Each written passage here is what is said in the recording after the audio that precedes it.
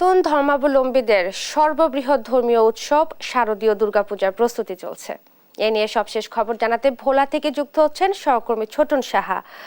ছোটন, কেমন দেখছেন পূজার প্রস্তুতি, জানাবেন।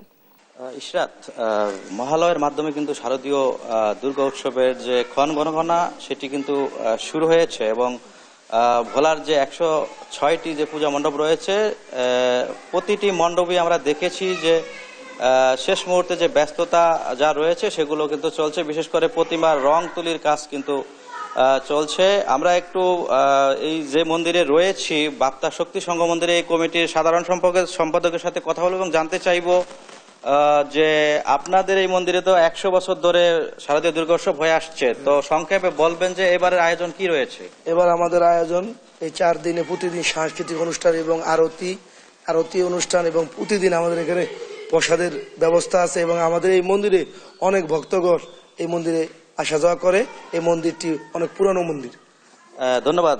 যেমনটি শুনছিলেন ইশরাত, আমার সাথে যুক্ত রয়েছেন জেলা পূজা উদযাপন কমিটির সাধারণ সম্পাদক অসীম শাহ। একটু তাকে যুক্ত করবো এবং জানতে চাইবো শেষ মুহূর্তের কি ধরনের প্রস্তুতি রয়েছে।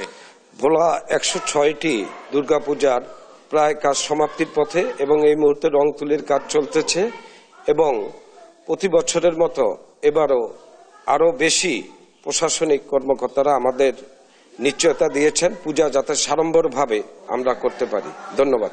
ধন্যবাদ আপনাকে ইশরাত। জানিয়ে রাখছি যে এবছর কিন্তু দুর্গা দেবী কিন্তু আসছেন দোলায় চড়ে এবং ফিরবেন কৈলাসে, ফিরবেন কিন্তু তিনি হাতিতে চড়ে। অর্থাৎ হিন্দু যে শাস্ত্রীয় মতে কিন্তু আসলে এই যে দুর্গার আগমন এবং কৈলাসে যাওয়ার যে এবার ফলশ্রুতিতে বলা যায় যে দেশে শান্তি সমৃদ্ধি কিন্তু বয়ে আনবে তার আগমন এবং কৈলাসে ফিরে যাওয়া নিয়ে। তো এ ছিল আমার কাছে বলাতে যে শারদীয় দুর্গা উৎসবের যে প্রস্তুতি চলছে শেষ মুহূর্তে তা নিয়ে সর্বশেষ তথ্য। ইশরাত।